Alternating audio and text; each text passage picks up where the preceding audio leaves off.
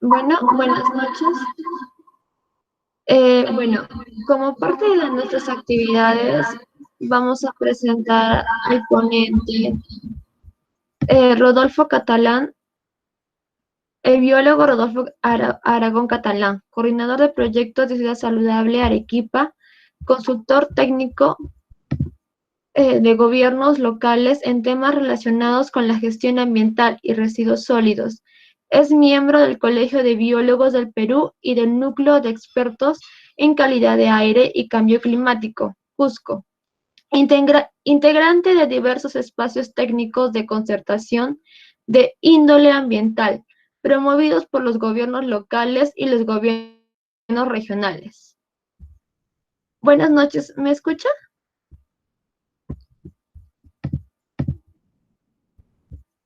Buenas noches, biólogo Rodolfo. Buenas noches, Alexa, ¿cómo estás? Buenas noches, ¿qué tal?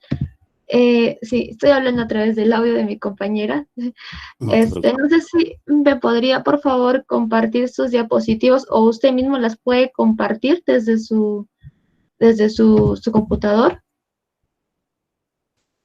Ya, yo las comparto, ya y de ahí te las envío para que podamos enviar a todo el resto, ¿sí? Sí, ok. Muchas gracias. Entonces lo dejo con su ponencia. Las preguntas, por favor, realícelas a través del chat y, bueno, para posterior a la ponencia poder leerlas. Gracias.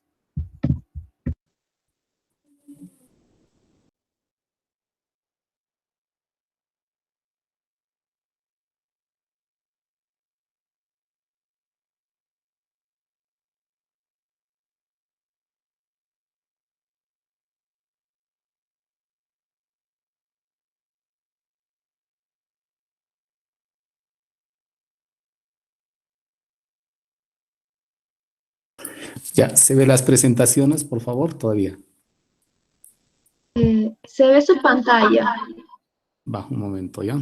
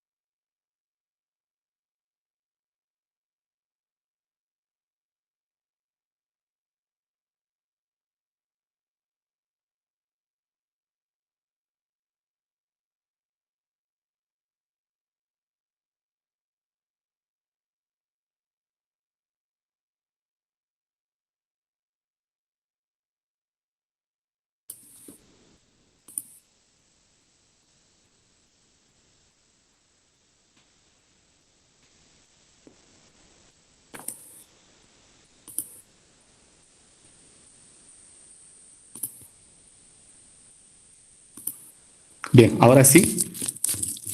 Sí, ahora sí se escucha y se Bien, ve. qué bueno, muchas gracias. Ante todo, nuevamente, buenas noches con cada uno de los participantes. Nuevamente, para nosotros, como Ciudad Saludable y como profesionales, es grato poder compartir con ustedes un poquito de estos temas relacionados, obviamente, a los diferentes temas ambientales y cómo estos se relacionan a esta situación de emergencia que actualmente estamos viviendo y que definitivamente para muchos de nosotros se ha convertido en un problema porque es una situación de aislamiento social en la que seguramente muchos de nosotros ni siquiera nos lo habíamos imaginado ni en nuestras peores pesadillas, ¿no? Y creo que de ahí es que nos debe llamar a la reflexión porque esta situación de pandemia en la cual nosotros estamos viviendo se debe definitivamente a nuestros inadecuados hábitos en cuanto al cuidado del ambiente. El día de hoy vamos a exponer un poquito cómo es que la biodiversidad se relaciona bastante con esta situación de pandemia que nosotros estamos viviendo. Bien, vamos a iniciar un poquito con algunos conceptos generales respecto al tema que nos ha convocado esta noche, que es biodiversidad. Y es que la biodiversidad es un concepto que ha sido acuñado por Edward O. Wilson, quien es un experto, un entomólogo, investigador en temas relacionados con las hormigas y que en un trabajo que se le solicitó le pidieron que él pudiera presentar su trabajo poniendo como título una sola palabra, ¿no? Él había hecho un análisis de la variabilidad que existen en las diferentes, la variabilidad genética que existe en las hormigas y por ende las diferentes especies existentes, ¿no? Entonces, es a raíz de esta solicitud que le hacen a él de que ponga su trabajo de investigación con un solo nombre. Entonces, él ha utilizado el nombre de biodiversidad para su trabajo. Y entonces, este trabajo fue presentado en el Foro Nacional sobre Diversidad Biológica y ahí es donde él había puesto este nombre, ¿no? Fue acuñado entonces en 1985 el término de biodiversidad. Pero ¿qué viene a ser la biodiversidad? La biodiversidad es, su nombre nos lo indica, ¿no? La diversidad de seres vivos que existen a nivel general en nuestro planeta. Y cuando nosotros hablamos del Perú, el Perú es uno de los países megadiversos, está dentro de los 10 países megadiversos. ¿Y cuáles son, según nuestra normativa legal, cuáles son los tipos de biodiversidad que existen? Existe, por ejemplo, una biodiversidad genética, en este caso, por ejemplo, en el caso de la papa, que es la variación que se da en cuanto a los genes. Y, por ejemplo, es por eso, a raíz de la biodiversidad genética, que nosotros podemos encontrar un sinnúmero de variedades pertenecientes a una sola especie, como por ejemplo el caso de la papa. Existen en el Perú aproximadamente más de 3.000 variedades de papa entre nativas y modificadas genéticamente, y todas estas tienen una variación a nivel de su estructura genética, básicamente a nivel del ADN, ¿no? Y entonces, en el caso de la papa podemos encontrar muchas variedades, ¿no? Desde la papa peruanita, que es la que conocemos, papa canchán, compis, etcétera, y otras variedades de papa, ¿no? Igual otros ejemplos podemos citarlos. Por ejemplo, en el caso del maíz, igual tenemos diferentes variedades de maíz y cada uno de estos se diferencia por su codificación o por su configuración genética, ¿no? En este caso, esa es la variabilidad genética o la biodiversidad genética. Luego tenemos otro tipo de biodiversidad que es la biodiversidad específica. Y acá sí nos referimos a todas las especies existentes, ¿no? Especies de aves, especies de mamíferos, especies de insectos, peces, etcétera, etcétera. Tenemos una gran variedad no solo de especies animales, sino también de especies vegetales.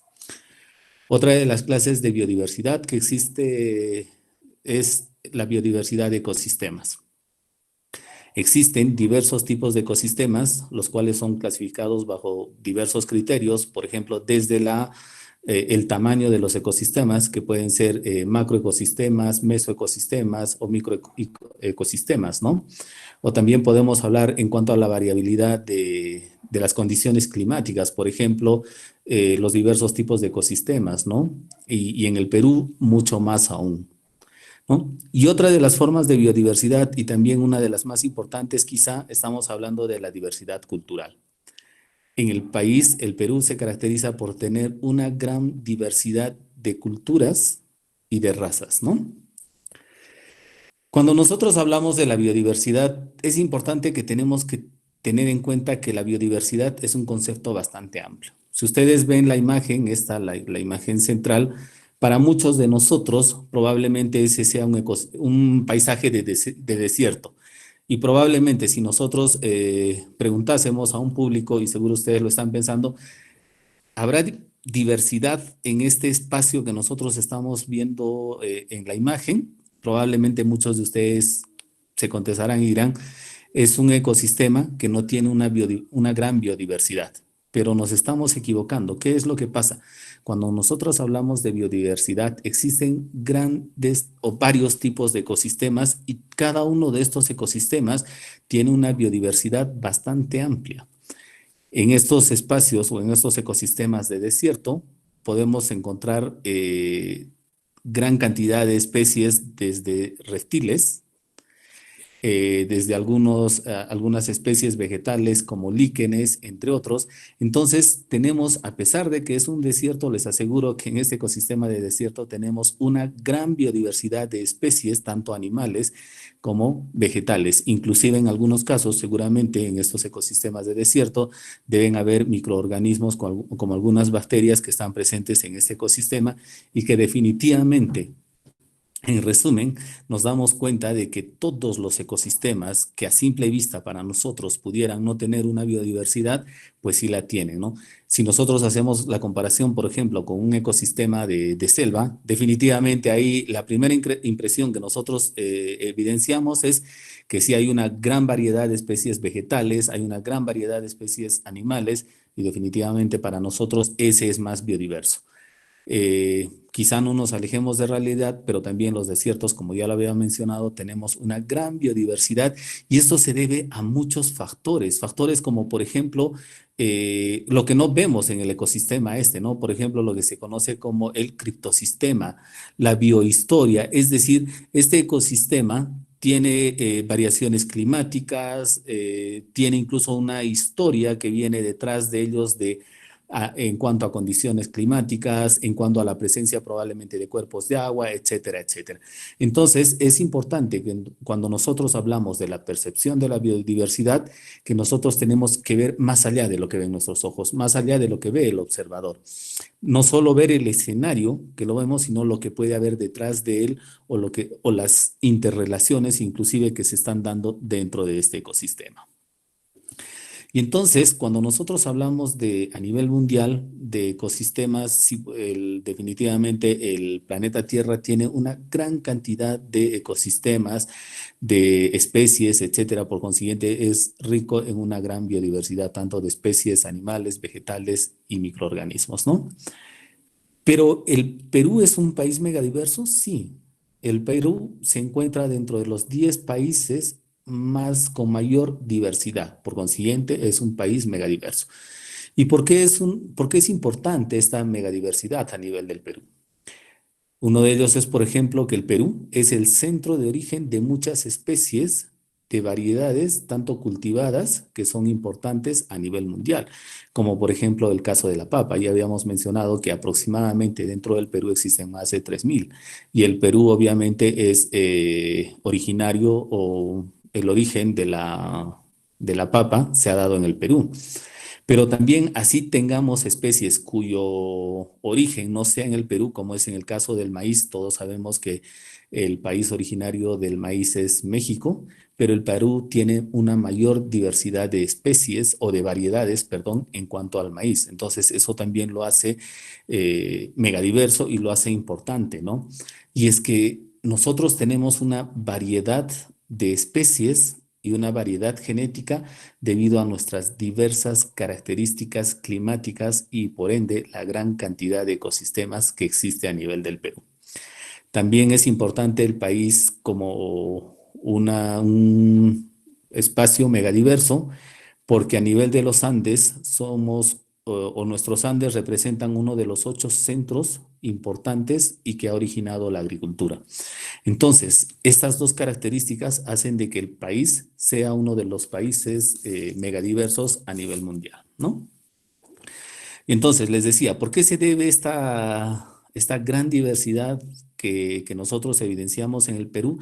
Y es que de las 117 zonas de vida que existen en el planeta, 84 de estas se encuentran a nivel del Perú. De los 32 tipos de clima existente, 28 lo tenemos en el Perú.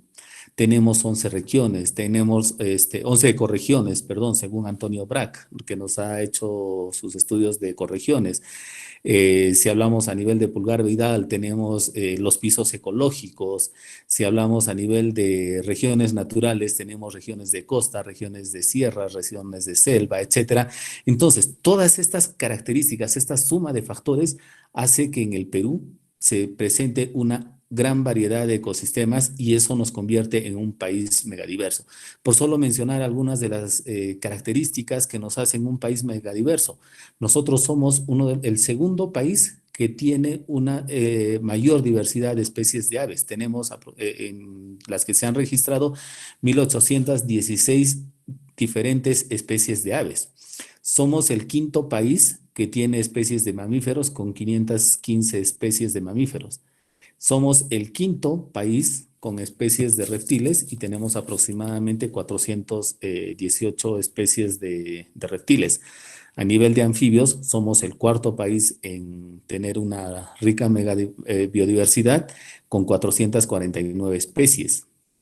A nivel de peces, estamos prácticamente en el primer lugar en biodiversidad de especies, con aproximadamente 2.000 especies diferentes. Y eso no solo especies de peces tanto de aguas continentales, sino también especies de peces de aguas marinas. ¿Y por qué tenemos una gran diversidad de especies de aguas marinas? Por la mezcla de las dos corrientes, ¿no? La corriente de aguas calientes que viene del Ecuador y la corriente de aguas frías que viene a nivel del sur, ¿no? Entonces, esa mezcla, obviamente hay un punto en donde ambas corrientes se encuentran, y esta forma de cómo se encuentran ambas corrientes, por un lado, nos permite la gran diversidad de especies y eso nos coloca obviamente en el primer lugar. También a nivel de especies vegetales, somos el octavo país en especies con plantas con flor, ¿no?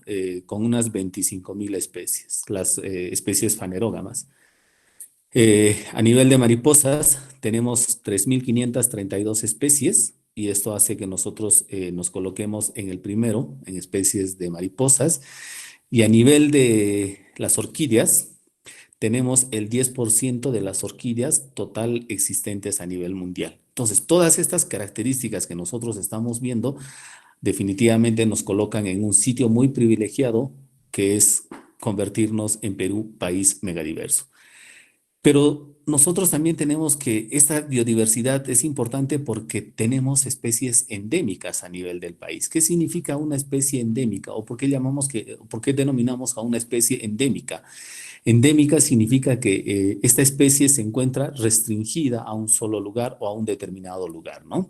Entonces, si nosotros hablamos a nivel de endemismos, en cuanto a especies, nosotros tenemos en aves, tenemos 115 especies de aves endémicas a nivel del Perú, el 6% del total de especies existentes a nivel mundial. En cuanto a mamíferos, tenemos 109 especies endémicas en el Perú, que representa el 27.5% del total de especies existentes a nivel mundial. A nivel de anfibios, también tenemos 185 especies endémicas, lo que nos da un porcentaje del 48.5% del total de especies de anfibios existentes a nivel mundial. En cuanto a mariposas, tenemos 58 especies endémicas, con un 12.5% del total a nivel mundial registradas. Y en cuanto a orquídeas, todavía hay mucho por investigar, por lo menos en especies de orquídeas. Tenemos entre 300 a 350 especies de orquídeas que son endémicas, es decir, que se encuentran solo a nivel del Perú y que eso representa el 1% del total. Entonces, si ustedes observan esta diapositiva, nosotros no tenemos nada que envidiar en ningún país y por consiguiente somos un país bastante diverso y eso nos coloca en un lugar privilegiado dentro de los grandes países como Colombia, etcétera, Brasil, que están a la par casi con nosotros compartiendo una mega diversidad, ¿no? Algo que tenemos que mencionar y que es muy importante a nivel de la biodiversidad es cuáles son los servicios ecosistémicos que nos brinda la biodiversidad.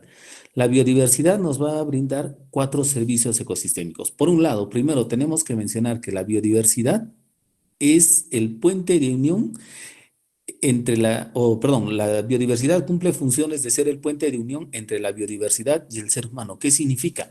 Que desde que nosotros como seres vivos hemos aparecido en el planeta, nosotros hemos hecho uso de los recursos que nos da el planeta para satisfacer nuestras necesidades. Y acá va una pregunta que obviamente no la vamos a poder responder porque no estamos todos con el micro abierto, pero la pregunta es, ¿y a quién le pertenece el planeta? Porque desde que el hombre ha aparecido, por todas las características, el hombre es una especie en sí ególatra.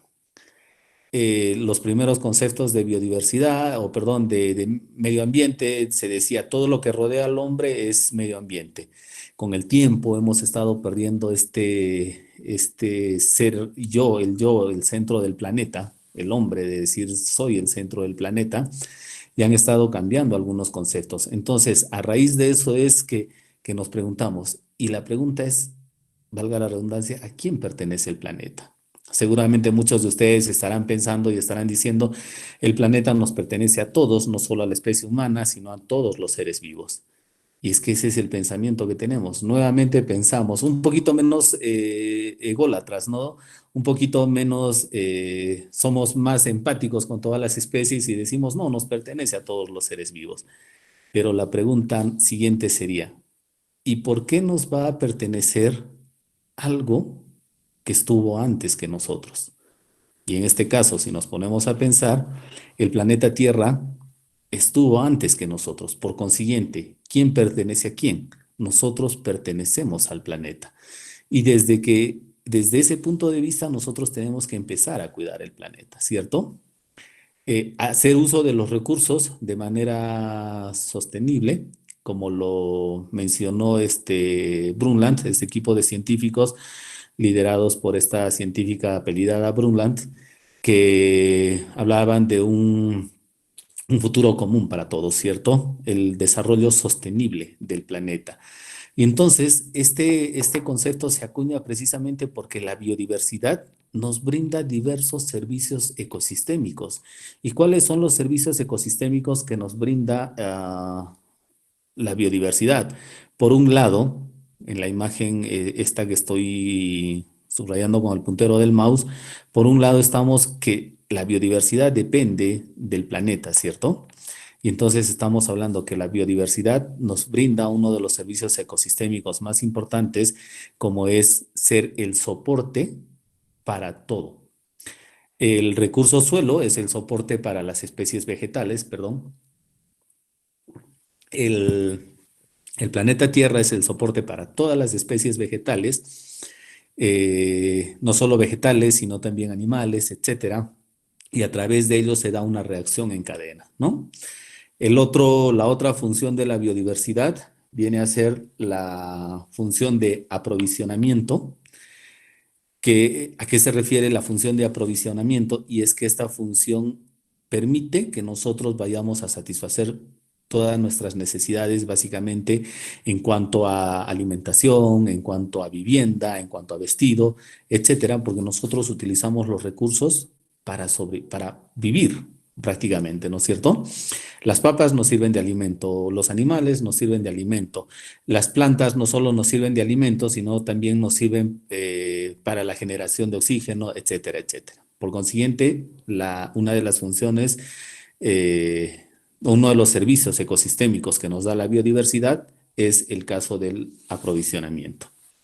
Otro de los servicios ecosistémicos que nos presta viene a ser el caso de los servicios culturales. Y por ejemplo, en el caso de los servicios culturales podemos hablar de algunos servicios como es el ecoturismo, también algunas funciones culturales como por ejemplo en el caso de la coca, que se utiliza mucho para lo que normalmente se habla en muchas regiones de la sierra, el coca quinto, etcétera, etcétera, ¿no? También la función estética forma parte de la cultura. Hablamos de la función estética porque se hablaba mucho de que hablábamos de necesidades básicas, ¿no? Alimentación, vivienda y vestido, nada más. Pero existen otras necesidades, como por ejemplo el caso de las necesidades estéticas. Nosotros estamos acostumbrados a ver paisajes agradables a la vista, paisajes que tengan colores, etcétera, y que definitivamente estos influyen en nuestra calidad psicológica como seres vivos, en este caso como especie humana. El otro servicio ecosistémico que nos brinda la biodiversidad también viene a ser el servicio ecosistémico de regulación. ¿Y a qué se refiere este servicio ecosistémico de regulación? Por ejemplo, si hablamos del recurso agua, el recurso agua regula las condiciones o regula algunas condiciones climáticas en algunas zonas, por ejemplo, en el caso de Puno. En el caso de Puno nosotros podemos hablar, por ejemplo, el lago Titicaca regula las condiciones climáticas, ¿no? regula la temperatura en esta zona, por consiguiente, hace que la zona sea un poco, tenga condiciones de temperatura un poco más ideales para poder vivir. Si probablemente no existiese el lago Titicaca, serían las condiciones climáticas con un frío tan extremo que sería difícil vivir ahí o que tendrían otras costumbres para poder vivir ahí, ¿no? También dentro de la regulación tenemos el tema del el control de la erosión. Las especies, un suelo que tiene gran cantidad de especies vegetales en este espacio, difícilmente es erosionable ya sea por el agua o por los vientos o por la misma gravedad inclusive, ¿no? También si hablamos de funciones de regulación, nos estamos refiriendo a, por ejemplo, los sumideros de carbono. Regula la contaminación ambiental. El ecosistema nos brinda una función muy importante como es la de actuar como sumidero de carbono, es decir, capta la cantidad de una gran cantidad de CO2 y que disminuye la contaminación ambiental a nivel del planeta, ¿no? Eh, un tema y que definitivamente quizá es el que nos debe llamar a la reflexión dentro de este servicio ecosistémico de regulación, es que la biodiversidad funciona como un sistema de control ante las enfermedades que se pudieran dar. Y eso vamos a hablarlo en este momento. ¿Qué pasa si nosotros afectamos la capacidad de homeostasis? Ustedes saben que ¿qué es la homeostasis? Es la capacidad que tiene un cuerpo, un ecosistema, de volver al estado natural. Por poner un ejemplo, si nosotros empezamos a hacer ejercicio, inmediatamente por el ejercicio, por el esfuerzo físico que nosotros hacemos, o que cualquier animal empiece a hacer esfuerzos físico, ya sea nosotros como especie animal dominante, pensante, como ser humano o cualquier otro animal, inmediatamente por ese esfuerzo físico, nuestro organismo empieza a incrementar su temperatura. 36, 37 grados centígrados y va subiendo. Entonces, nuestro sistema siente ese cambio de temperatura e inmediatamente genera una reacción para evitar ese cambio de temperatura y para regular nuestra temperatura. ¿Qué significa? Empezamos a sudar. Y con el sudor nosotros estamos eliminando también eliminamos agua, pero también estamos regulando nuestra temperatura. Entonces, esa es la capacidad homeostática que tienen los seres vivos. Igual los ecosistemas también tienen una capacidad de cuando sus condiciones naturales o sus condiciones normales en las cuales se desarrolla un ambiente, un ecosistema, están cambiando bruscamente y rápidamente por un fenómeno o por una capacidad de respuesta denominada como homeostasis, estos tienden a volver o intentar volver a su estado natural. Pero ¿qué es lo que pasa? Durante este proceso, a veces los cambios son tan bruscos y tan fuertes que ningún recurso, ningún ecosistema es fácilmente recuperable si es que las tasas de uso o los cambios bruscos que se dan superan la capacidad de recuperación del medio ambiente. Y nosotros permanentemente hacemos un uso excesivo de los recursos naturales y también a través de otras formas de uso o formas de uso indirectas que le damos al ecosistema o a la biodiversidad, afectamos tan fuertemente el ambiente que estos no tienen la capacidad de realizar con éxito su homeostasis o que simplemente su periodo de vuelta al equilibrio es más lento que el daño o el impacto que nosotros estamos causando. Por consiguiente, generamos una pérdida o deterioro de la biodiversidad. Y acá vamos a mencionar solo muy rápidamente cuáles son los principales problemas que nosotros estamos generando a nivel de alterar la calidad del medio ambiente o la calidad del ambiente en este caso, ¿no? Por ejemplo, el caso del efecto invernadero con el consecuente cambio climático global. Ya no vamos a mencionar cómo se da el efecto invernadero, ya la mayoría lo sabe que es por la concentración de una mayor cantidad de gases, perdón, por una mayor concentración de gases a nivel de la atmósfera, entre ellos el CO2, el CH4, entre otros, y que han hecho que los rayos solares, en este caso la radiación infrarroja, que al chocar con la superficie era reflejada, una gran cantidad de radiación infrarroja se quedaba y otra salía, entonces mantenía al planeta en una temperatura ideal. Pero hemos contaminado tanto que estos rayos infrarrojos que antes salían, muchos de ellos se quedan ahora y están haciendo que el planeta se caliente cada vez más, y obviamente esto trae como consecuencia efectos negativos en la biodiversidad. Actualmente estamos viendo que existen en muchos lugares las condiciones climáticas extremas, ¿no? En algunas partes del planeta están dándose las sequías, en otras partes del planeta se está dando las excesivas precipitaciones pluviales. Por consiguiente, esta alteración hace que las especies se vean afectadas.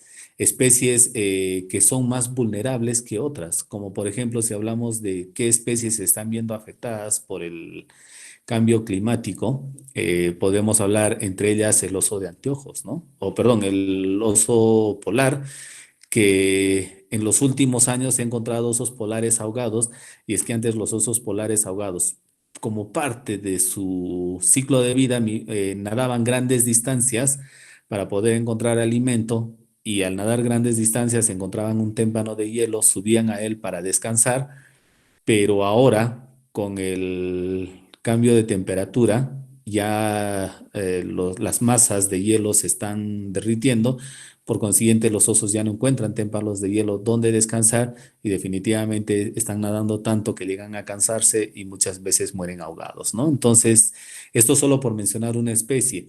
Si hablamos, por ejemplo, del caso de las orquídeas, normalmente las orquídeas, ¿en qué tipo de ecosistemas se desarrollan? Generalmente en ecosistemas, los que comúnmente llamamos como bosques nublados, ¿no? Las orquídeas, por sus características, tienen raíces que se asemejan al velo de una novia, es decir, a una red, de tal manera que pueden captar la humedad del ambiente. Entonces, si hay incremento de temperatura, los bosques nublados cada vez van siendo menos extensiones. Por consiguiente, las orquídeas también serían otra de las del grupo de especies que podrían verse afectadas o que se están viendo afectadas en este caso por el efecto invernadero con el consiguiente cambio climático global, ¿no? Y así podemos seguir mencionando un montón de especies que definitivamente se ven afectadas también. Obviamente, otro problema ambiental global que tenemos es la pérdida de la biodiversidad.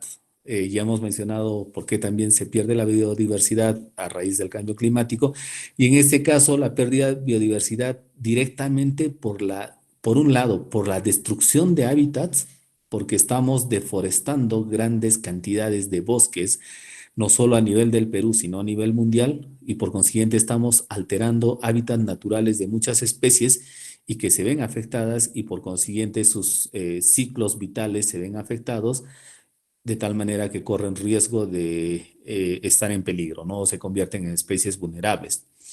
Otra de las formas de la pérdida de la biodiversidad también que se da más directamente en este caso es la caza indiscriminada, por diversos motivos. Ya muchos de ustedes o muchos de nosotros sabemos de que en muchos países, especialmente China, que es donde se ha originado esta enfermedad, el SARS-CoV-2, se habla mucho del que la gente consume animales silvestres, ¿no?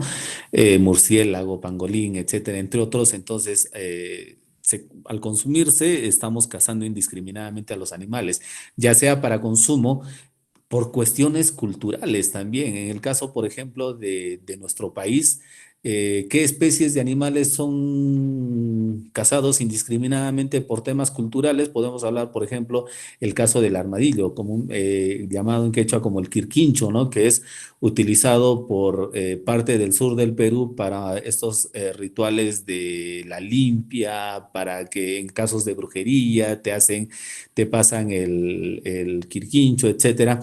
Entonces, para eso también los cazan indiscriminadamente. O, por ejemplo, en el caso de algunos de los osos también, que hablaban que la especie es utilizada como afrodisíaco, el miembro viril del oso es utilizado como afrodisíaco, entonces hay una caza indiscriminada, ¿no? O porque el oso, en este caso el oso de anteojos, que es el que tenemos en el Perú, se alimenta del maíz, y afectaba o bajaba en varias zonas de Cusco y otros lugares donde se cultiva el maíz, baja a alimentarse. Entonces la gente, para no verse afectada por la pérdida del maíz, también cazan indiscriminadamente a los animales, ¿no? Entonces, así podemos mencionar cómo directamente tenemos una un comportamiento inadecuado de cazar indiscriminadamente a las especies, ¿no? Y por consiguiente también influye mucho en la pérdida de la biodiversidad, que es un problema ambiental global. El debilitamiento de la capa de ozono, bueno, aunque ahora se ha hablado mucho de que por esta situación se están cerrando estos agujeros que se habían detectado. Otro de los problemas ambientales graves es la lluvia ácida, que lo vamos a pasar rápidamente, la deforestación, erosión y desertificación. Este sí está relacionado más con la pérdida de la biodiversidad también. Estamos destruyendo muchos hábitats naturales en nuestro país, no solo por la deforestación para el uso de las especies maderables, sino también por la deforestación a partir de la minería ilegal, que en la cual en la zona de Puerto Maldonado se están destruyendo inmensas hectáreas de bosques naturales para poder sacar el metal preciado que es el oro y que definitivamente también estamos afectando mucho a la biodiversidad, ¿no? Y otro tema, otro de los problemas ambientales globales que también afecta a la calidad de la biodiversidad es la pauperización. ¿Qué es lo que pasa? Nosotros estamos utilizando en exceso nuestros recursos naturales, especialmente nuestros suelos. Nuestros suelos, por ejemplo, con la agricultura intensiva que realizamos, estamos empobreciendo cada vez nuestros suelos, no solo con el uso excesivo del suelo a través de los cultivos intensos que hay.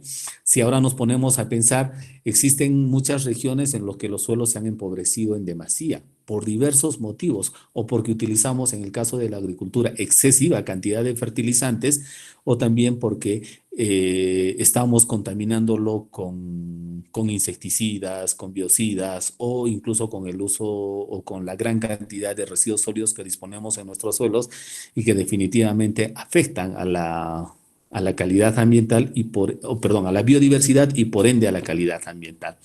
Entonces, si nosotros nos ponemos a pensar, nuestros recursos naturales son renovables, pero muchas veces por el exceso de uso que le damos a los recursos, lo que está pasando es que estos no se renuevan con la rapidez que nosotros los deterioramos, por consiguiente ponemos en riesgo nuestro planeta.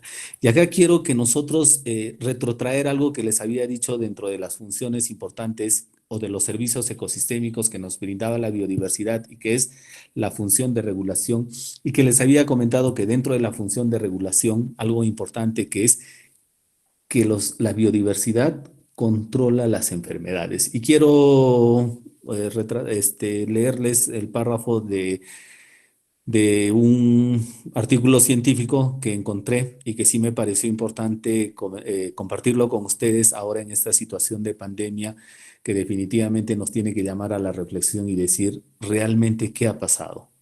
Y el fragmento este dice, el virus es parte del ecosistema, pero el coronavirus y las consecuencias mundiales que están teniendo serán solo el prólogo de lo que nos viene encima si no cambiamos sustancialmente nuestra relación con la naturaleza. Y entonces, nuevamente retornamos a la pregunta, o a la respuesta ya. Si el planeta no nos pertenece, uno de los principios de la Carta a la Tierra, y contrariamente nosotros pertenecemos al planeta, entonces, ¿qué tenemos que hacer?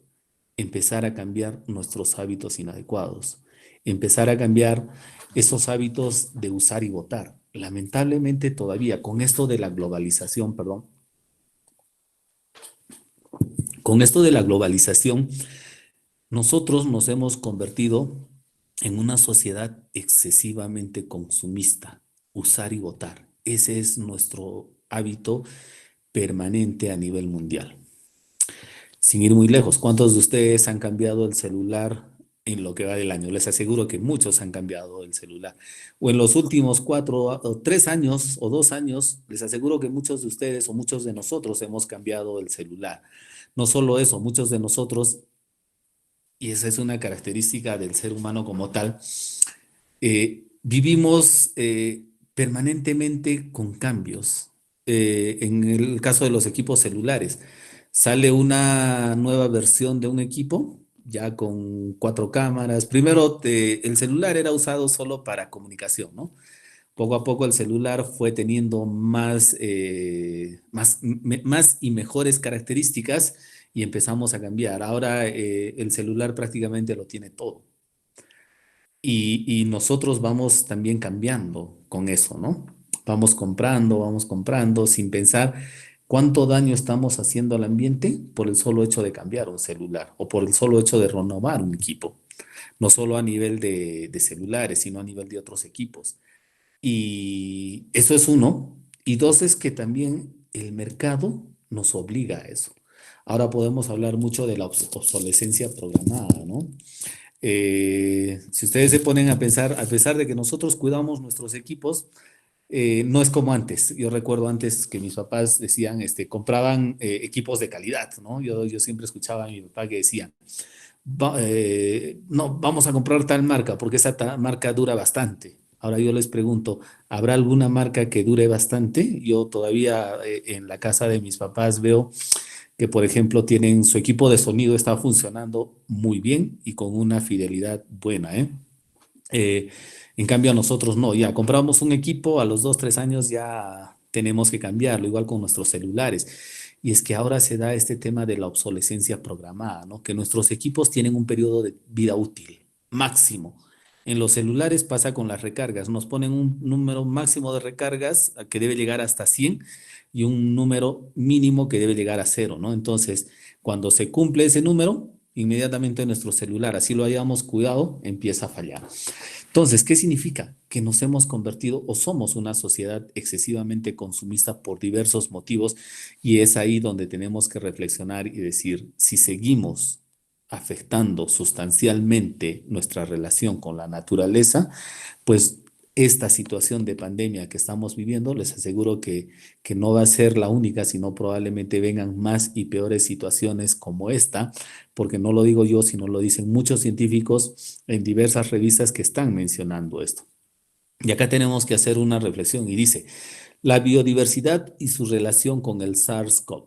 ¿Qué significa? ¿Fue un pangolín, un murciélago?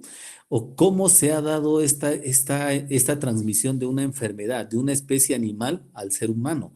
Normalmente hablamos de las enfermedades zoonóticas, ¿cierto? Que es una enfermedad zoonótica, es cuando un organismo tiene un determinado o un ser vivo, un animal, tiene un microorganismo o en este caso, como es el virus, un agregado molecular. Recuerden que el SARS-CoV-2 no es un ser vivo, sino es simplemente un agregado molecular que necesita de una célula hospedera, una célula que lo acepte para que el virus use su maquinaria enzimática y pueda empezar a replicarse, ¿no? Y entonces, la mayoría, si nosotros nos ponemos a pensar, estos virus viven en algunas especies, como el caso del SARS-CoV-2, que se habla de que fue un pangolín o un murciélago y que alguien lo consumió. En el caso del murciélago, se consumió el murciélago, inmediatamente se dio el origen, el paciente cero, y se dio el origen a una enfermedad tan complicada como es el SARS-CoV-2, ¿no? Y entonces esa es una enfermedad zoonótica. Y si nosotros nos ponemos a pensar cuántas enfermedades zoonóticas se han dado a nivel mundial, y son muchas, muchas enfermedades zoonóticas, desde el caso del hantavirus, desde el caso incluso del SIDA y otros que normalmente son enfermedades que se han dado a partir de especies animales y que por consiguiente son enfermedades zoonóticas. Y entonces, ¿cómo es esta relación o por qué se dan estas enfermedades zoonóticas y cuál es su relación con la biodiversidad?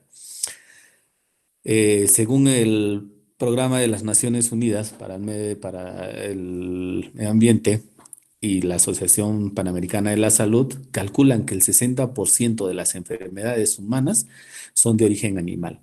Y según esta investigadora veterinaria, ella, Christine Johnson, de la Universidad de California, Estados Unidos, dice que existen 3 factores por los cuales las enfermedades zoonóticas o las enfermedades son transmitidas al hombre. Por un lado, primero, estamos hablando de los animales domésticos y su cercanía al hombre, como el caso del perro, el gato, etcétera, que viven tan cercanamente a la especie humana que son capaces de transmitirnos sus enfermedades, ¿no? Eh, Por ejemplo, si hablamos del perro, ¿nos puede contagiar algunas de sus enfermedades? Claro que sí, cuando la relación es muy cercana o muy estrecha, ¿no? La segunda relación que se hace con las especies animales o a partir de la cual se generan las enfermedades zoonóticas son las especies humanizadas, ¿no?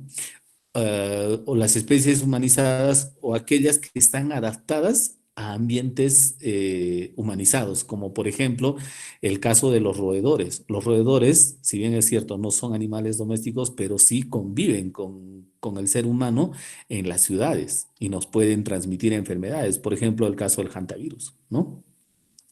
O en el caso, por ejemplo, otro ejemplo podría ser el caso de los monos, que son especies que viven cercanamente al ser humano, a la especie humana, y que muchos de ellos inclusive son mascotas en muchas familias, ¿no? Entonces, especies humanizadas o que están conviviendo con nosotros y que es el segundo factor por el cual eh, se da la relación con las enfermedades zoonóticas, ¿no? Y el tercer caso, y el que es el que nos trae acá, que viene a ser las especies amenazadas, como el caso de murciélagos, pangolín, etcétera. ¿Y qué es lo que sucede? Las especies amenazadas, especies silvestres, y que por diversas características el hombre empieza a utilizarlas. Como por ejemplo, hablábamos el caso del murciélago, es una especie que no es ni doméstico ni es humanizado, es una especie silvestre y que muchas veces nosotros, o digo nosotros como especie humana, no porque nosotros a nivel del país consumamos, pero muchas de las especies son consumidas, ¿no? En el Perú, por ejemplo, ¿de qué podemos hablar? Eh, la caira, mal llamada rana, ustedes habrán visto en los mercados de Lima, en los mercados de Arequipa, Cusco, Puno, etcétera. ¿Qué hacen con estas especies? Se preparan un jugo, son especies silvestres y tienen propiedades para muchos medicinales, para muchos tienen propiedades culturales, afrodisíacos, etcétera. Agarran la rana, perdón, mal llamada rana, que es en realidad una caira, el nombre común que tiene esta especie, lo meten en la licuadora, ojo, sin lavarla, sin ni siquiera matarla, y ahí va un tema del comportamiento nada humano y nada racional de nosotros como especie dominante, de frente a la licuadora, el jugo, y estamos consumiendo. Entonces, estamos nosotros afectando a la biodiversidad y eso nos pone en riesgo también. No solo es eso, sino también el hecho que nosotros pongamos especies en peligro de extinción. Recuerden, un ecosistema tiene una característica. Hay funciones, hay cadenas tróficas y hay funciones que cumple cada especie, ¿no? Existen los depredadores, existen eh, los herbívoros, los depredadores, los carroñeros, etcétera, y cada uno cumple una función. Cada una de estas especies viene a ser el control natural de la otra especie. Eso también se da a nivel de reservorios. Si existe, por ejemplo, una especie que es el control natural de una especie que es el reservorio de otra especie, o perdón, que claro, por ejemplo, supongamos en el caso de las ratas, vamos a hablar así con ejemplos más claros para nosotros. Por ejemplo, las ratas tienen su controlador natural que vienen a ser los gatos. ¿Qué pasa? La rata tiene dentro de su flora normal para ellos, tiene algunos virus que son peligrosos para nosotros, como por ejemplo el caso del hantavirus, ¿cierto? Entonces, ¿qué pasa si afectamos a su controlador natural? Va a haber mayor cantidad de ratas, por consiguiente nos pone en riesgo a nosotros. Entonces, ¿qué significa? Que si nosotros alteramos una cadena trófica o alteramos la cantidad ideal que pueden tener las especies, inmediatamente nos ponemos en riesgo todos nosotros y lo que puede pasar es definitivamente lo que ha sucedido ahora con esta situación tan complicada como es que en este caso el pangolín o el murciélago por el consumo que se le ha dado, ha convertido a una persona en el paciente cero, ¿no?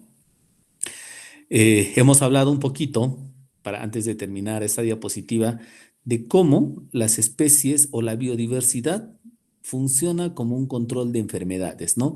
Enfermedades para nosotros, pero que forman parte de la flora normal para esas especies. Por ejemplo, si hablamos del murciélago, probablemente el SARS-CoV-2, que es un agregado molecular, es un virus que ellos lo tienen como parte de su componente normal del organismo en sí. Y entonces, en este caso ha sido una enfermedad zoonótica porque se consume este animal de manera indiscriminada, ¿no? Sin tener en consideración que son animales silvestres y que definitivamente pueden tener una gran cantidad de no solo agregados moleculares como los virus, sino también de microorganismos que se pudieran convertir en parásitos y a la larga producirnos enfermedades como la que nos está pasando. Ahora, algo que vamos a conversar es un poquito de el impacto positivo. Si bien hemos hablado un poquito de la biodiversidad como controlador o en su función de regulación y control de enfermedades, algo positivo que ha pasado con esta declaratoria de pandemia mundial y en el caso de muchos países, una declaratoria de emergencia sanitaria y que ha promovido que se dé el aislamiento social obligatorio, es decir, que las personas nos quedemos en casa y no salgamos a menos que tengamos necesidades urgentes o satisfacer algunas necesidades de manera urgente, como el tema de salud, alimentación, entre otros, ha hecho que nuestras calles, no solo del Perú, sino a nivel mundial, queden vacías. Entonces, ¿qué es lo que ha pasado? Ha habido un impacto positivo porque, por un lado, se ha frenado el tema de la contaminación ambiental. Muchas empresas, muchas fábricas han dejado de producir, a excepción obviamente de las empresas transformadoras de alimentos, ¿no? Que estas sí han seguido trabajando, pero otras empresas u otros tipos de industrias sí se han detenido. Por consiguiente, esta detención que se ha generado ha hecho de que no haya, que disminuya la contaminación, ¿no? Sé que este tema lo van a tratar, creo que el día de mañana, pero por ejemplo, hay imágenes satelitales que se evidencian en las diferentes páginas científicas de que la cantidad de CO2 en muchos países ha disminuido grandemente, no solo por la paralización de empresas de otros rubros diferentes a la alimentación, sino también por la paralización del parque automotor, ¿no? Ya, por lo menos en Lima y en otras ciudades, se ha disminuido mucho la circulación de unidades vehiculares, por consiguiente ha habido menos CO2, etcétera, etcétera, ¿no? ¿No? Entonces, se ha disminuido la contaminación ambiental a nivel mundial. Y no solo eso, sino a nivel de la biodiversidad ha habido una menor presión. ¿A qué me refiero con que ha habido una menor presión? ¿Qué es lo que sucede con el ser humano? Habíamos hablado que dentro de las diferentes formas de comportamiento que tiene el hombre como tal, eh, afecta a las especies animales, porque nosotros ejercemos una presión. El hecho de que nosotros, por ejemplo, mucho se habla del ecoturismo, ¿no? Por favor, con esto no quiero hablar en contra del turismo, que para mí sí es una opción muy importante de generación de riqueza y que contribuye muy grandemente al PBI. Pero, por ejemplo, si nosotros nos ponemos a pensar, sin ir muy lejos, y vamos a ver algunas imágenes que vienen más adelante, como por ejemplo el caso del Santuario Histórico de Machu Picchu. Si nosotros hablamos o ponemos este ejemplo, es de que en Machu Picchu no solo es un santuario histórico por el complejo arquitectónico que existe, sino también por lo que se rodea alrededor. Y es, por ejemplo, es qué cosa, qué es lo que rodea Machu Picchu, o cuál es el valor más importante, probablemente, ojo, para mí. No, con eso no quiero desmerecer el complejo arquitectónico de Machu Picchu, sino y seguro para muchos como de nosotros también lo es la riqueza en biodiversidad existente alrededor del santuario histórico de Machu Picchu, que es la flora y la fauna. ¿Y qué es lo que pasa? La gran cantidad de turistas ejercen una presión fuerte sobre las especies, tanto vegetales y animales que hay alrededor. Es el caso del famoso oso de anteojos, perdón, el Tremarctus ornatus, que es una especie que se caracteriza por eh, vivir en esta zona, ¿no? Es una especie muy importante y que como hay gran cantidad de turistas, una afluencia de turísticas, de turistas, las especies por diversas características se van alejando más, se van entrando más hacia adentro. Entonces hay una presión por parte de las personas. Cuando no se da esto, obviamente las especies animales silvestres que no tienen mucho contacto con el hombre, al no tener esta presión de encontrar gente, es que han retomado sus espacios que antes eran naturales para ellos o sus hábitat para ellos, ¿no? Y entonces podemos evidenciar, por ejemplo, que en algunos casos sí han ingresado a las ciudades porque están buscando comida, pero en otros casos, como en Italia, retornado a sus espacios naturales, sus hábitats, porque por un lado la contaminación ha disminuido, o por un lado también porque la presencia del hombre ha sido o es menor, por consiguiente las especies han retornado a estos hábitats que ellos ya lo tenían por perdido o que se habían alejado porque había una excesiva presión por parte del hombre, ¿no? Igual en el caso de Argentina, lobos marinos, etcétera. Entonces, muchas especies han retornado a los hábitats, a sus antiguos hábitats, que ya no son como antes, ¿no? Obviamente ya son ciudades. Y en el caso del Perú, igual algunas especies, por ejemplo, el oso de anteojos, que les decía, esta es una foto que le han colgado el CERNAMP, la ha colgado en su página web y también en el Ministerio del Ambiente, de un oso de anteojos que ha sido avistado y no solo eso, sino que ya hay muchas fotos o muchos registros de esta especie que al no tener la presencia del hombre como especie dominante, han retornado a sus hábitats de los cuales habían sido desplazados, ¿no? Igual podemos ver en esta imagen el caso de los lobos marinos, el puerto hilo que también han salido, en este caso seguramente por falta de comida. Y en el caso de Ayacucho, en Pampa Galeras, que al no haber tanto tránsito vehicular, las vicuñas también han sido avistadas correteando por el medio de la pista, ¿no? Entonces, ¿cuál es el impacto positivo de este aislamiento social al que nos hemos visto obligados todos? Y es que el hombre ya no ejerce tanta presión sobre la biodiversidad, especialmente sobre la biodiversidad a nivel de especies animales. Por eso es que podemos avistar muchas especies que están ingresando a las ciudades, en algunos casos porque están buscando comida, porque el hombre las ha humanizado, como se dice, ¿no? El hombre lo que ha hecho es eh, convertirlas en casi mascotas a estas especies. Y por otro lado también han retornado porque ya no hay la presión, ¿no? Ya no, las especies ya no se ven amenazadas, no hay presión por parte del hombre y ya no han sido alejadas de sus hábitats y de sus espacios naturales, ¿no?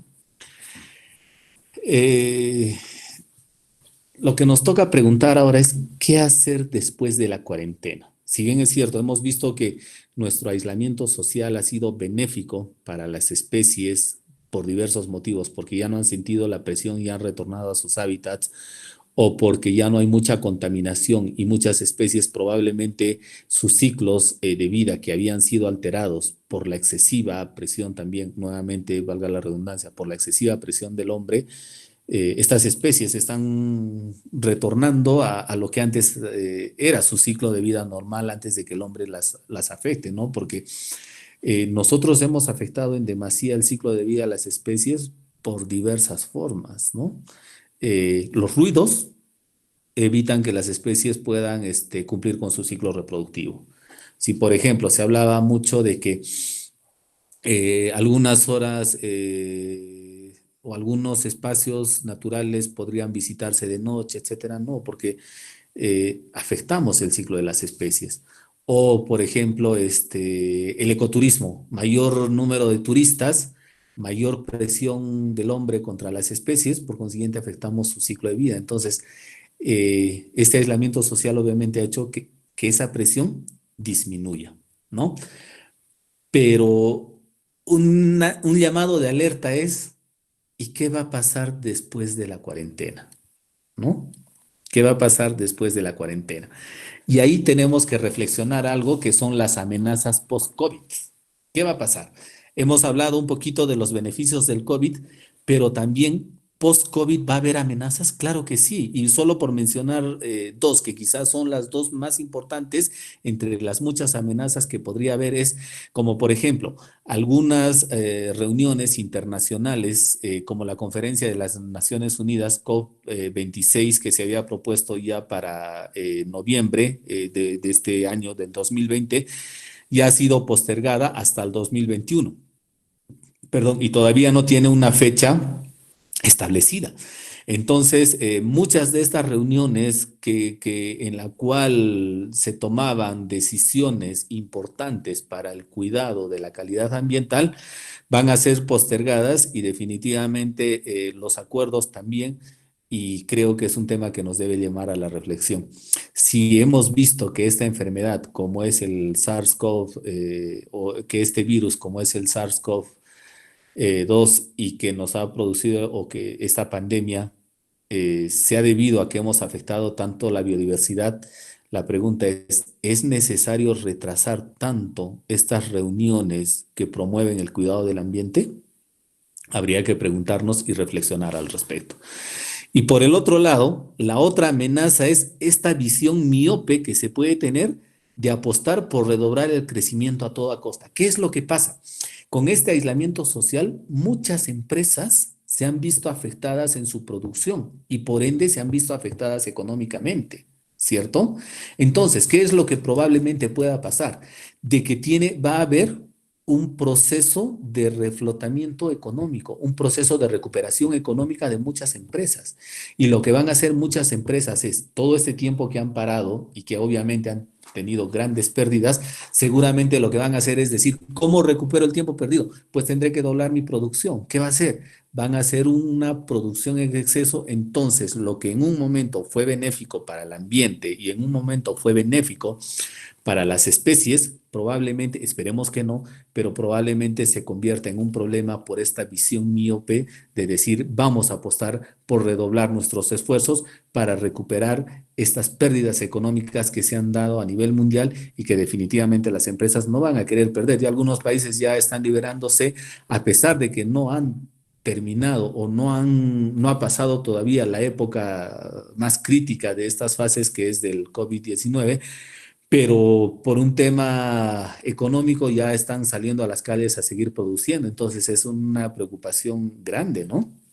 Y entonces estas amenazas obviamente tienen que ayudarnos a reflexionar y es por eso que un grupo de científicos han presentado o enmarcado dentro de los objetivos de desarrollo sostenible algunos documentos científicos que nos tienen que llamar a la reflexión y que nos dicen qué debemos hacer después de la cuarentena, y es que tenemos que trabajar bajo 5 ejes muy importantes. A nivel de hábitats, es decir, a nivel de promover la preservación de hábitats naturales, ya no destruirlos como lo hacemos, y acaba de la mano con el tema de la deforestación, ¿no?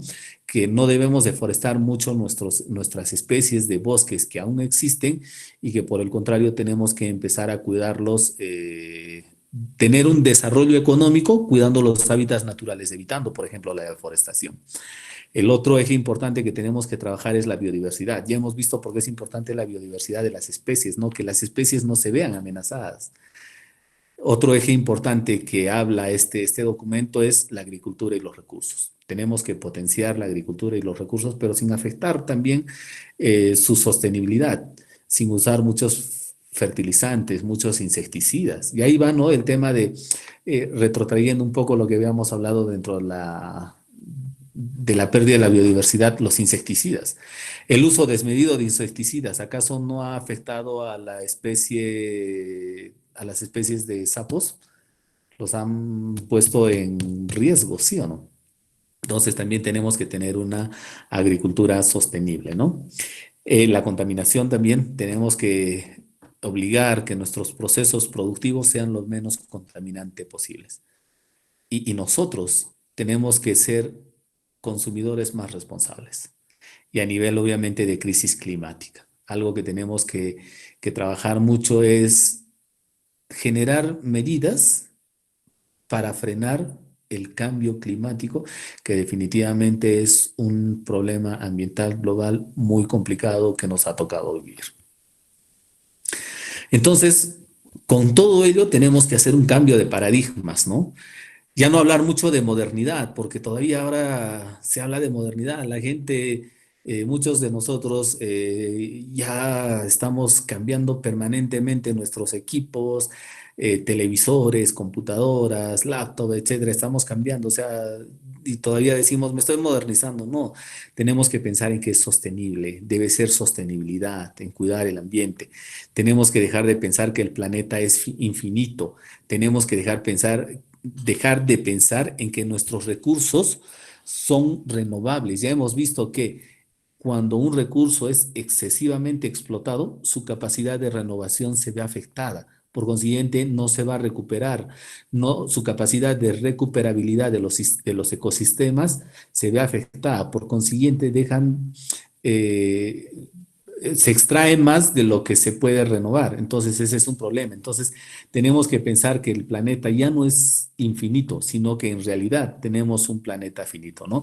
Y acá sí quiero recordar, cambiemos esta visión miope que se puede dar post-COVID de apostar por redoblar el crecimiento a toda costa.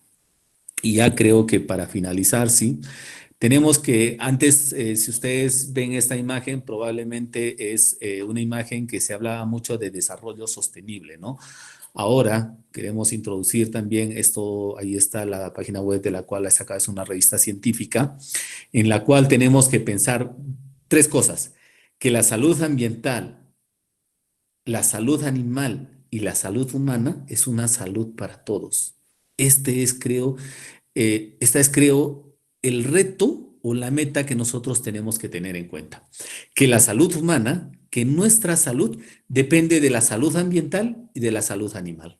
Solo cuidando estas dos, nosotros vamos a tener una calidad de salud. Entonces, el triángulo dorado ahora debe ser una sola salud. Y entonces tenemos que retrotraer un poco lo que a inicios del año 2010, no estoy muy seguro de la fecha, pero el Programa de las Naciones para el Medio Ambiente estableció un plan estratégico para la recuperabilidad o para cuidado de la diversidad biológica, más conocido como los objetivos o las metas Aichi.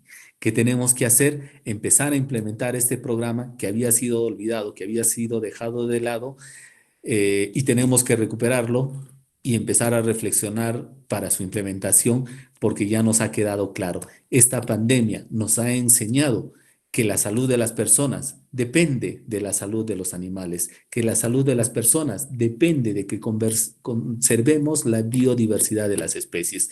Y entonces tenemos que terminar esta exposición con esta reflexión que dice de este biólogo de España, Luis Suárez, que dice: un planeta sano es nuestro mejor antivirus. Muchísimas gracias. Espero haber sido lo suficientemente claro y haberles ayudado a tener un poquito más de conocimientos respecto a este tema de la salud y la biodiversidad. No sé si entramos a la ronda de preguntas.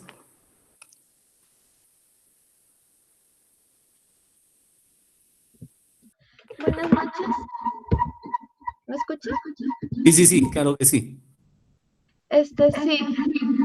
No sé si quisieran hacer alguna pregunta en público. Bueno, acá hay una. Vivian Abigail Estrada dice: estoy contenta y satisfecha con la valiosa información.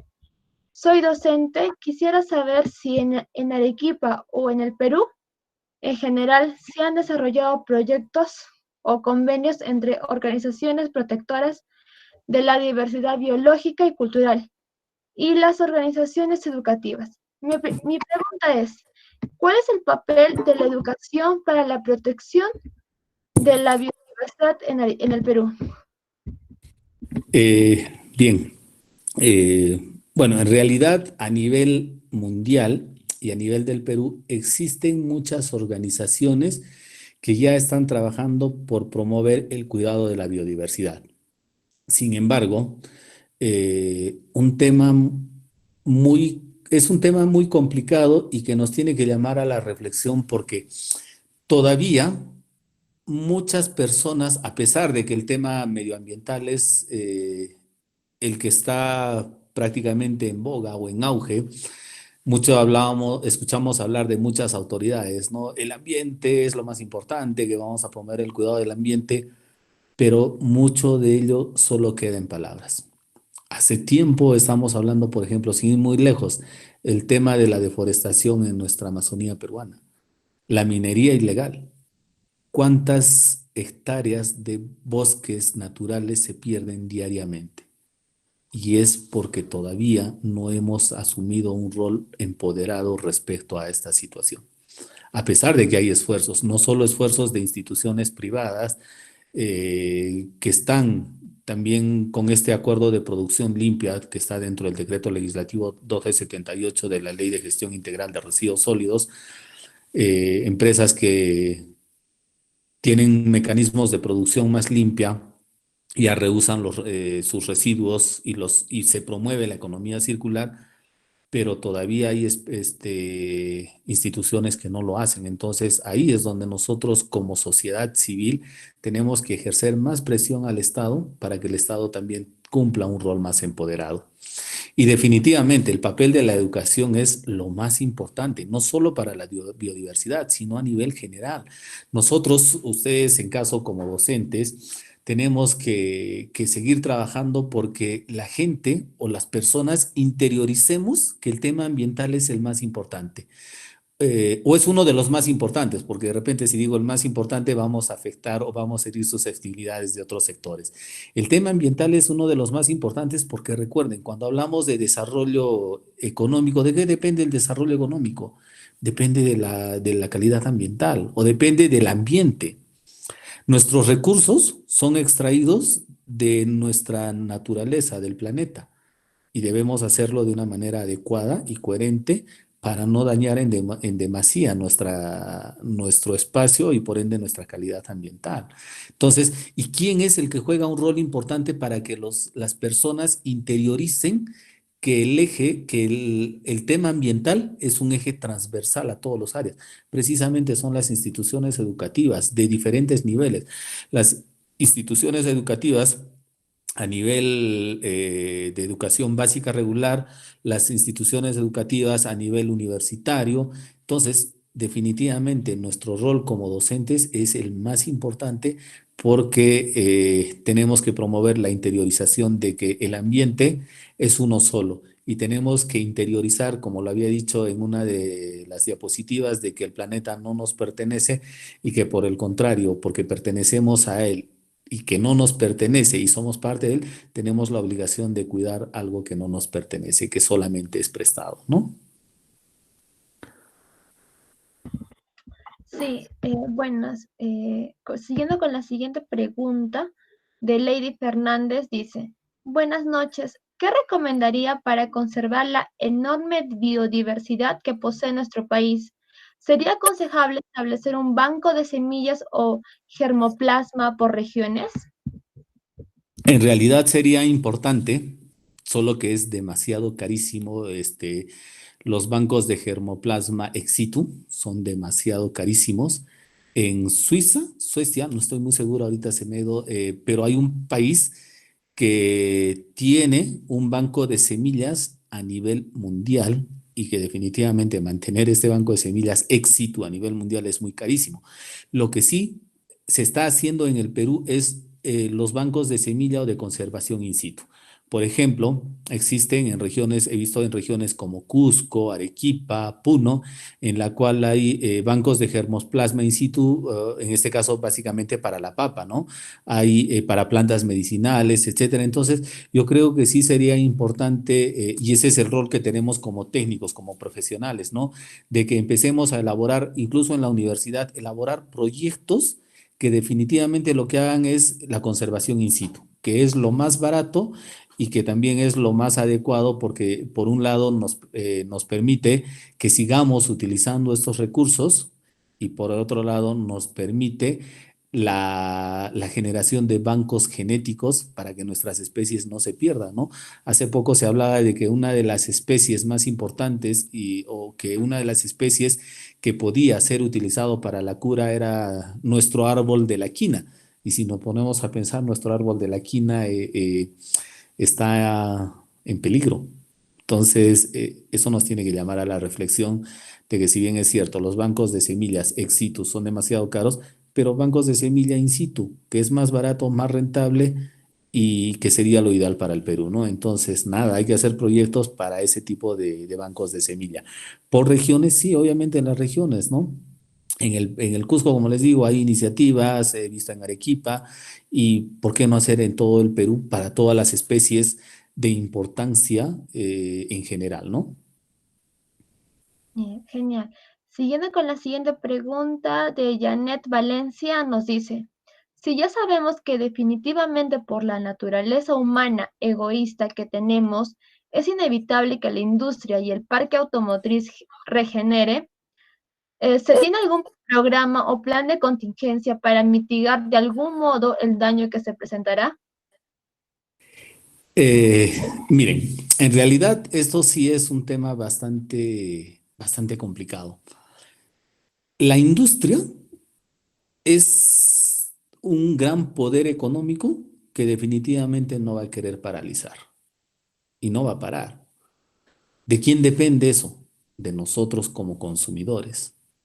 Si nosotros dejamos de consumir ciertos productos o de consumir en exceso ciertos productos, definitivamente las empresas van a tener que repensar y van a tener que reinventarse y sacar tecnologías más adecuadas para la tecnología tan contaminante. Por ejemplo, y quiero recordar algo que pasaba.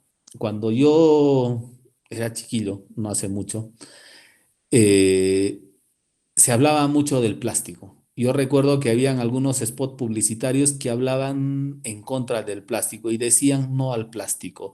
El plástico es un contaminante, el plástico. Fueron, incluso, no sé, debo tener algún afiche que ahí antiguo, más o menos estoy hablando del, qué sé yo, del 80 que se hablaba en contra del plástico, pero la gente no hicimos caso. Y empezamos a consumir el plástico en todas sus formas y usos posibles. Para todo hemos empezado a utilizar el plástico. Y entonces, ¿qué ha pasado? Las empresas vieron una rentabilidad económica por este tipo de producciones. ¿Y por qué? Porque obviamente existen consumidores que nosotros que somos los que demandamos. Y obviamente a mayor demanda, la oferta va a crecer. En este caso, si nosotros empezamos a cambiar nuestros hábitos, definitivamente la oferta va a tener que cambiar, ¿no? Si yo ya no uso mucho parque o unidades vehiculares para trasladarme, porque a veces nos pasa. A mí también a veces me ha pasado y seguro que a algunos de ustedes. Tienes que trasladarte 2 kilómetros y estás tomando combi o estás tomando un taxi. ¿Por qué no caminar? ¿No? Entonces, precisamente porque nosotros demandamos un servicio es que la oferta se da. ¿Por qué no empezar a comprar más bicicletas o más formas de transporte menos contaminante? Y no solo transporte, sino eh, formas de satisfacer nuestras necesidades que sean menos contaminantes posibles.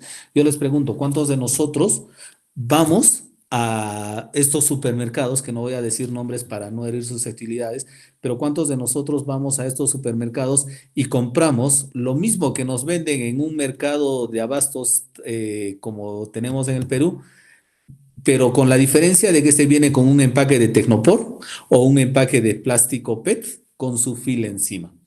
¿Acaso no compramos la carne así? ¿Acaso no compramos las frutas y las verduras empacadas de esa manera? Entonces, yo les pregunto, ¿quién es el culpable? Nosotros como consumidores. Nosotros tenemos el poder de obligar a las empresas a que se reinventen, a que busquen energías menos contaminantes. El problema es que nosotros no nos empoderamos y no nos comprometemos en demasía con el ambiente. Muchas veces, les aseguro, ¿cuántos de ustedes ahora en época de pandemia, con mayor fuerza incluso, vamos y estamos con muchas bolsas plásticas? ¿No? Entonces, ese es un tema que, como les digo, más que promover el cambio de las empresas a nivel de políticas mundiales no se va a dar.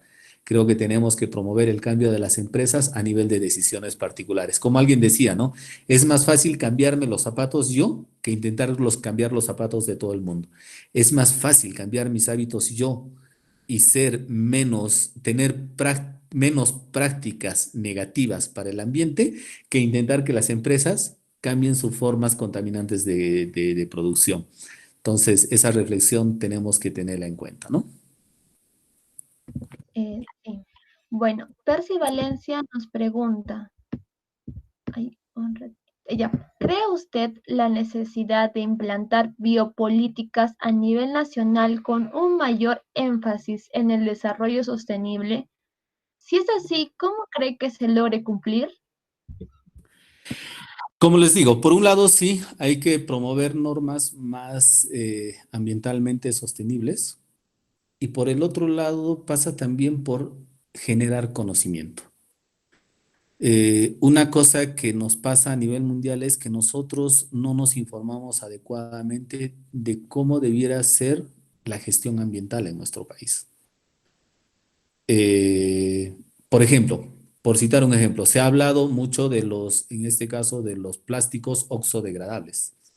La industria nos ha vendido como lo mejor los oxodegradables.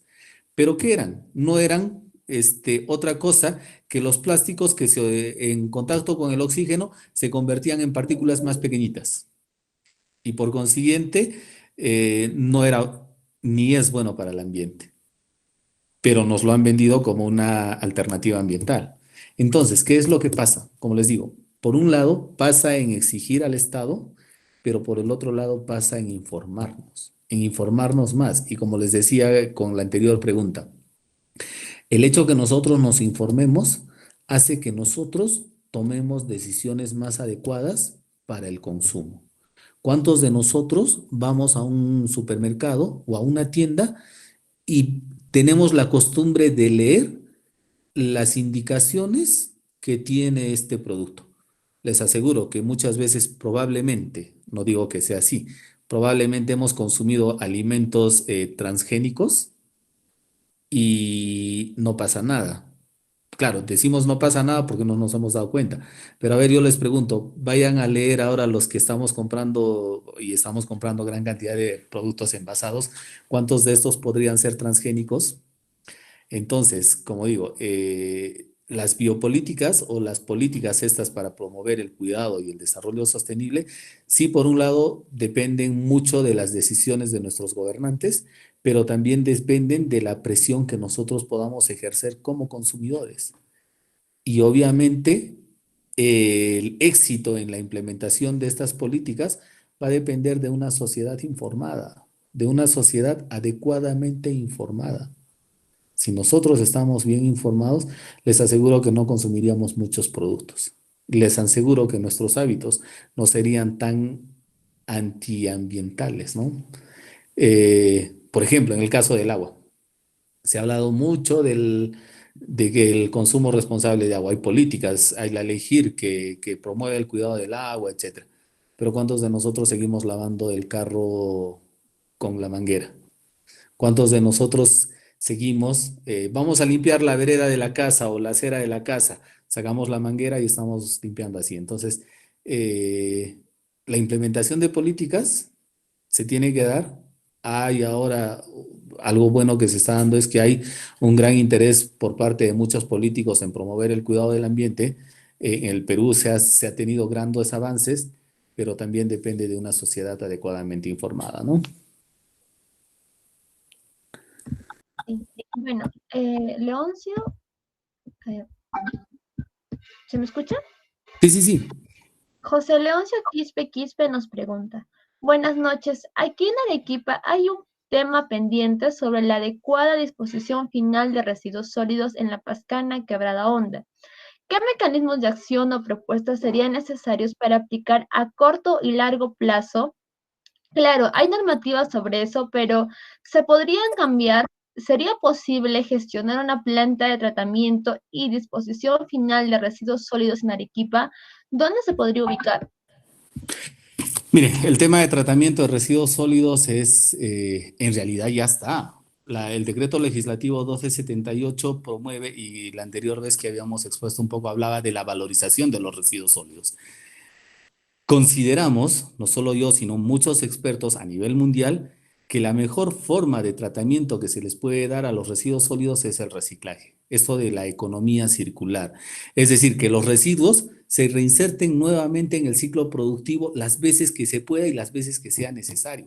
Hay que tener cuidado con, ahora se ha hablado mucho de algunas otras formas de tratamiento que por eso digo, hay que informarnos mucho porque, por ejemplo, se hablaba de el tratamiento por incineración, que los residuos sólidos son convertidos o utilizados como un aditivo para el asfalto, etcétera, etcétera. Hay que tener cuidado porque, por un lado, nuestra composición física de los residuos sólidos tenemos un 60% de materia orgánica.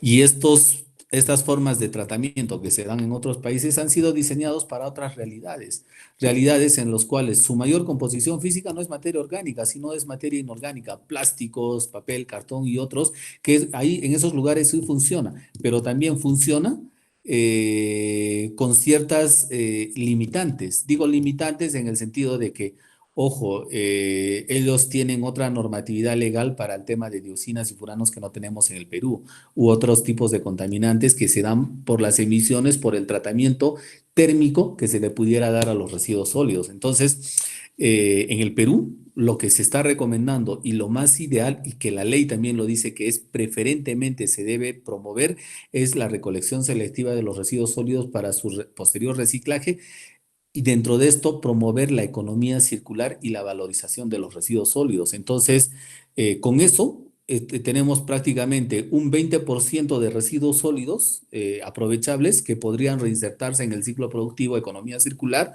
Tenemos un 60% de residuos sólidos que también podrían ser valorizados en lo que es los procesos de elaboración de compost, abonos orgánicos a partir de la materia orgánica, y solamente un 20% iría al relleno sanitario, de tal manera que imagínense, el 20% de casi las 700 toneladas es casi una tonelada o 14 toneladas, sí, pues 14 toneladas más o menos que iría, ya no irían 700 toneladas, sino prácticamente el 20% únicamente, ¿no? Entonces, una forma de tratamiento y la que se está implementando en el Perú, la valorización de los residuos sólidos. Si bien es cierto, Arequipa tiene eh, cumple, funciona como relleno sanitario, pero no es considerado relleno sanitario porque les falta un instrumento ambiental, ¿no? Pero, como les digo, nada, y ahí va el rol de nosotros como población, no solo de Arequipa, sino del Perú, de que juntemos los residuos sólidos, entreguémoselo al reciclador formalizado y promovamos tecnologías de producción limpia y promovamos la recircularidad de los residuos en los ciclos productivos, que es esto lo que les decía, los principios del decreto legislativo 1278, economía circular, que es lo que tenemos que promover, ¿no? Y que ya está funcionando, pero que todavía está funcionando con debilidades, ¿no? Bueno, el penúltimo comentario es de Vivian. Nos dice, no, antepenúltimo. Completamente de acuerdo. Yo soy de la idea de proteger el hábitat y los recursos, reducir los hábitos de consumo y entonces lograremos conservar la biodiversidad y, por cierto, no olvidemos la diversidad de culturas potenciando estos grupos y sus costumbres. Bueno, eso como comentario, ¿no? Sí, quizá, perdón, Alexa, como para añadir un poquito a este comentario, que sí tiene mucha razón, es el Perú tiene una diversidad de culturas grande.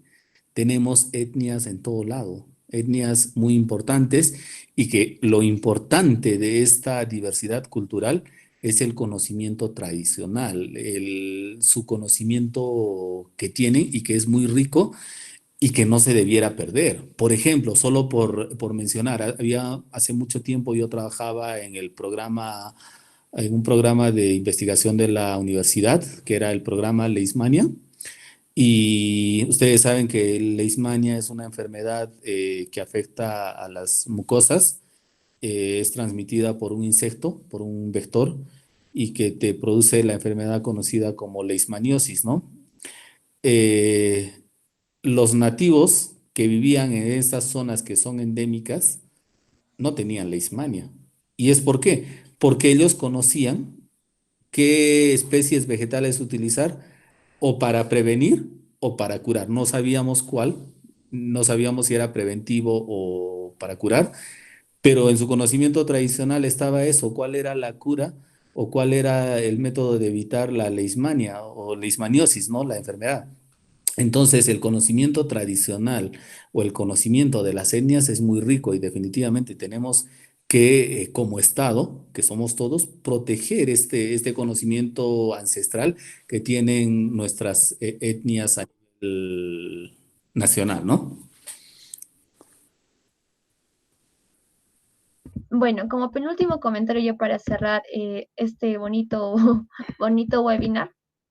Gracias por la ponencia, biólogo Rodolfo. Como nos ha expuesto y hemos visto varios animales salvajes, no solo en nuestro país, sino a nivel mundial, se han empezado a asomar y en algún punto a ser parte de su nicho, el área urbana. A causa de esta cuarentena, al respecto, ¿este fenómeno ha tomado algún nombre en específico? ¿Cuál será el impacto en la vida de los animales culminada la cuarentena? ¿Existe alguna oportunidad para recompensar la convivencia desde la conservación de la biodiversidad? Gracias. Un poquito larga su pregunta. Sí, sí, sí, vamos a entenderla bien, por favor.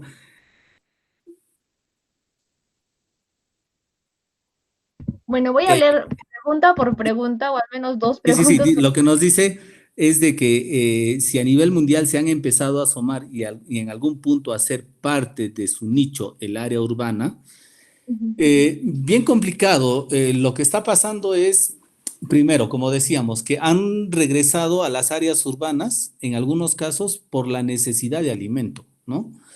Eh, lo que ha sucedido en nuestro país. En Hilo, los lobos marinos han entrado a la ciudad, obviamente porque no encontraban, no tenían el alimento, ¿no?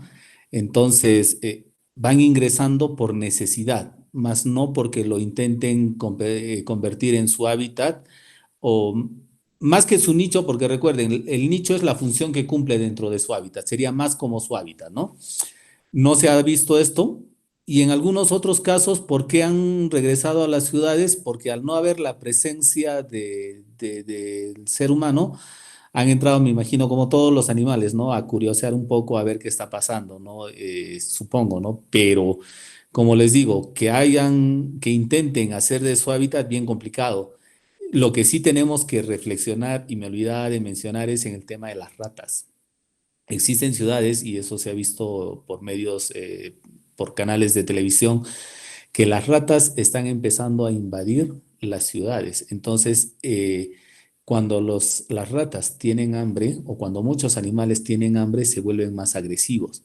Entonces, ahí va un tema que tenemos que tener cuidado. Felizmente en el Perú no está pasando esto, pero sí en otras ciudades, de que en el caso de las ratas podrían convertirse en un punto de nuevas nuevas o antiguas enfermedades, ¿no? Como el caso de las ratas del hantavirus. Entonces, hay que tener cuidado. Definitivamente no van a ser de su hábitat natural o de su hábitat las ciudades, porque no lo es. Además que tienen otras formas de comportamiento a las especies, ¿no?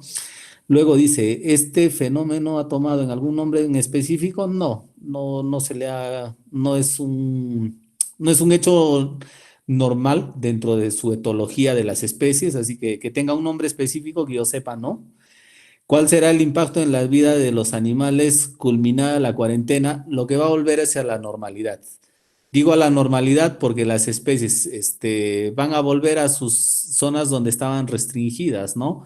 Si hablamos, por ejemplo, de las especies, qué sé yo, de lobos marinos, etcétera, van a volver a donde estaban, ¿no? Así que no creo que haya mayor cambio al respecto, ¿no?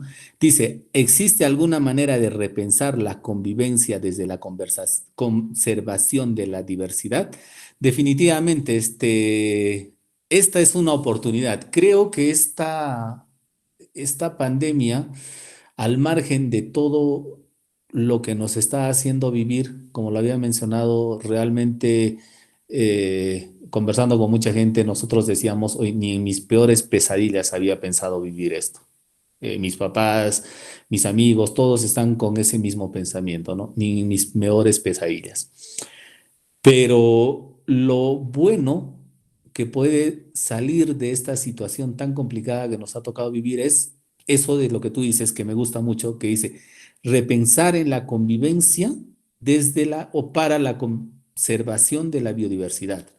Definitivamente tenemos que ser más ambientalmente amigables, tenemos que ser más solidarios y empáticos con el resto de especies que cohabitan con nosotros. Tenemos que ser más cuidadosos y dejar de lado a veces los comportamientos, por un lado, de ignorancia y por el otro lado, los comportamientos egoístas. Digo de ignorancia porque ustedes habrán escuchado en los medios televisivos acá en Perú, no estoy muy seguro si en Cajamarca o en Ayacucho habían empezado a quemar a los murciélagos que estaban en esa zona. No estoy en una de esas dos regiones, no me acuerdo mucho, pero miren, cómo porque no conocemos mucho del tema, hemos empezado a afectar a una especie y que, ojo, los murciélagos son muy importantes y cumplen un nicho ecológico o cumplen un rol dentro de los ecosistemas. Recuerden que los murciélagos se alimentan de semillas y sirven para, o perdón, se alimentan de ciertos frutos y diseminan las semillas a través de sus heces. Entonces también son polinizadores, o claro, algunos son polinizadores y algunos otros son dispersores de semillas. Entonces, eh, tenemos que dejar de lado a veces estos comportamientos nada adecuados porque a veces ignoramos lo que pasa. Y por el otro lado, nuestros comportamientos egoístas como no respetar los hábitats naturales, ¿no? Por ejemplo, en el caso de lo que yo mencionaba, Machu Picchu, es un hábitat natural para muchas especies de aves, orquídeas. Entonces, está bien, el turismo es una buena opción de generar ingresos y contribuye mucho con el PBI del Perú, pero también que tenemos que respetar su entorno físico natural que está alrededor y que son ecosistemas que precisamente contribuyen con el todo Machu Picchu, ¿no? Si nosotros retrotraemos o recordamos un poquito el comportamiento de nuestros ancestros como los incas, ellos respetaban la cultura, o perdón, respetaban la naturaleza.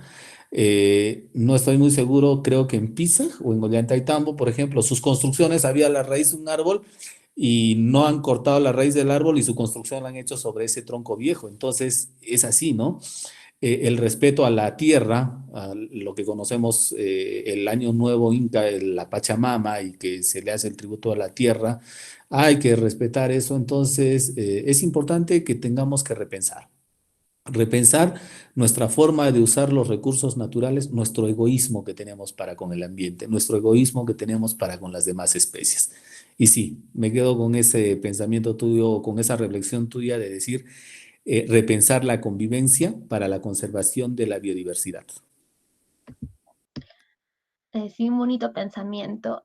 Respecto al siguiente comentario de Alexandra de la Cruz Romero, nos dice, conocimientos que se deberían utilizar en la aplicación de medidas para la conservación y para la protección del ambiente.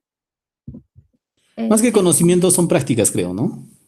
Bueno, sí pasa por conocimientos también, pero también va por simples prácticas a veces. Prácticas de yo separo mis residuos, yo cuido el agua, no consumo en exceso ciertos productos, ¿no? O ciertas especies. Por ejemplo, lo que hace un momento les mencionaba, en nuestros mercados pasa, vayan a ver en las ferias nomás estas de las alacitas, ahí todo el mundo tiene piel de zorro, tiene un quirquincho o un armadillo.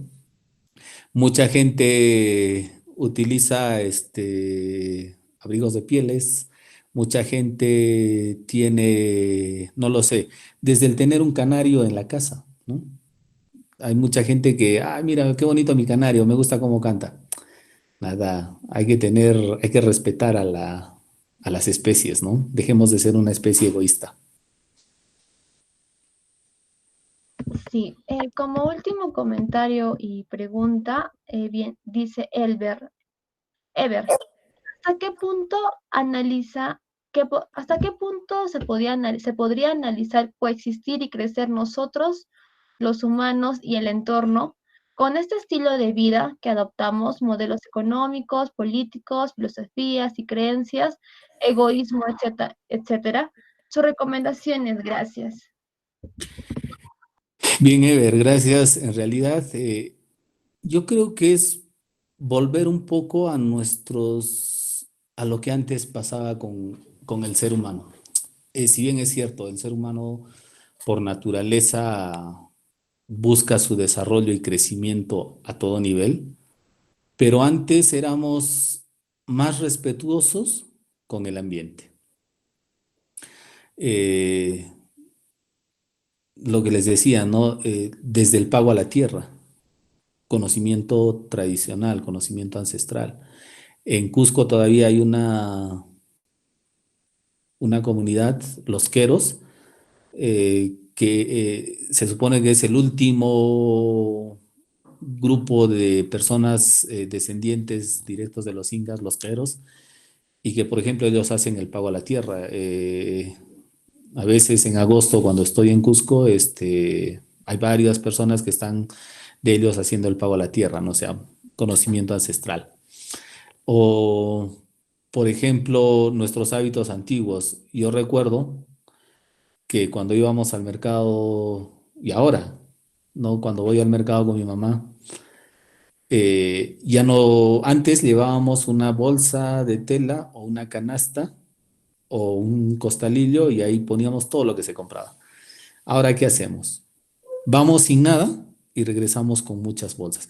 Felizmente, gracias a la nueva ley de plástico contra los plásticos de un solo uso, como que esto se estaba dejando de lado, ¿no? Ya estamos volviendo al uso de bolsas retornables. Pero todavía no convivimos bien con la naturaleza.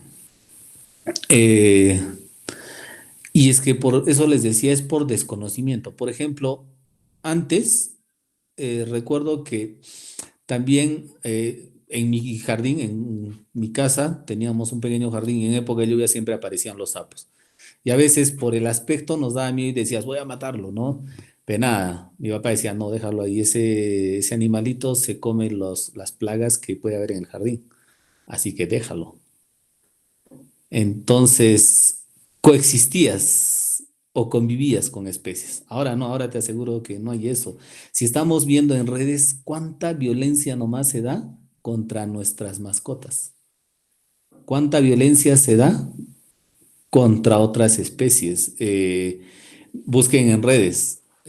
Hay costumbres nada adecuadas como por ejemplo, y son lamentablemente en algunos casos ancestrales como la matanza de ballenas que hay en un sector de Europa o la matanza de especies que hay en otro sector, etcétera, etcétera, ¿no? Entonces, si ustedes buscan ese tipo de bibliografía o en las redes, van a encontrar un montón de ese tipo. Entonces, ahí es donde, como les decía, entra el tema de la reflexión. ¿Sí podemos convivir? Sí. ¿Nuestros ancestros lo han hecho? Sí. Respetaban todo. Si ustedes ven los incas, existe en Cusco, por ejemplo, el Templo del Agua, ¿no? Que es un lugar donde se brindaba o se hacía un culto al agua. Tipón, justo ahora acabo de recordar, es el complejo arquitectónico de Tipón. ¿Respetaban la naturaleza? Sí. ¿Por qué no empezar a nosotros a seguir respetando, a retomar esos valores de respetar a la naturaleza, ¿no? ¿Por qué no en nuestros cultivos utilizar abonos orgánicos, abonos naturales? ¿Y está en nosotros eso? Sí. ¿Cuántos de nosotros podemos hacer compost en casa? Yo les invito, como les dije el anterior jueves, en Ciudad Saludable se ha sacado una guía para hacer compost en casa. No es difícil. Por el contrario, yo les aseguro porque podemos ayudar mucho al planeta. Y bueno, como reflexión final, creo que nosotros debemos de vivir en convivencia con los demás, y los demás significa no solamente otras personas, sino también la naturaleza, los aves, las aves, las plantas, todos para poder mantener un equilibrio, ¿no? Sin hacer daño a nadie. Bueno, agradecer mucho, mucho, mucho por su ponencia, de verdad, sus dos ponencias han estado súper increíbles, las personas han tenido muchas preguntas, mucho acercamiento a esta parte, ¿no? De la biodiversidad y sobre todo de los residuos sólidos, que fue su anterior ponencia, cómo tener una disposición de estos residuos. De verdad, agradezco su presencia, su tiempo, su disposición por darnos esta charla, y creo que también los demás participantes, y hablo en nombre de Viernes por el Futuro, que estamos enormemente agradecidos con usted por darnos este pequeño ápice de su experiencia y de sus aprendizajes. Nada, chicos, más que todo agradecerte a ti, Alexa, por permitirme llegar a ustedes. Yo estoy definitivamente a disposición vuestra para cualquier tema y apoyo dentro de lo poco que pueda saber. Definitivamente, no solo como persona, sino como institución, como ciudad saludable y como persona, nosotros estamos muy dispuestos a seguir apoyándolos a ustedes, que definitivamente grupos como el vuestro que promueven y que se empoderan y que contribuyen con el cuidado del ambiente, siempre van a tener que seguir trabajando arduamente como lo están haciendo ustedes, y nosotros desde donde estemos, si podemos sumar a ese granito de arena que ustedes aportan para el cuidado del ambiente, nosotros gustosamente lo vamos a hacer. Y quiero agradecer a través tuyo a todo tu equipo y a todos los que han estado presentes siguiéndome en esta exposición que estamos haciendo, que definitivamente estamos aprendiendo mucho. Como digo, esta pandemia nos está enseñando muchas cosas, desde usar los medios tecnológicos que antes no se usaba hasta cambiar algunos de nuestros hábitos. Y creo que eso es lo rescatable en todo lo malo que debemos sacar. Y nada, seguir. Y estoy a vuestra disposición para lo que necesiten y cuando lo necesiten, para poder seguir compartiendo con ustedes este y otros temas que podamos seguir aportando a vuestro trabajo. Gracias, chicos. Muchísimas gracias. Y para recordar a los participantes, las ponencias, los PPT y toda la información que los ponentes han dado en el transcurso de las ponencias se va a hacer llegar a su correo a través de un Drive. Por eso les pedimos que por favor llenen el link de inscripciones para poder nosotros tener el registro en un Excel de toda la información y poder al final enviar a todos, ¿no?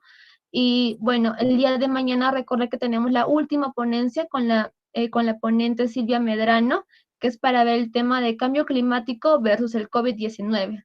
Muchas gracias por todo su tiempo, su paciencia, y esperemos verlos mañana, bueno, estar conectados mañana. Gracias. Bien, chicos, muchas gracias.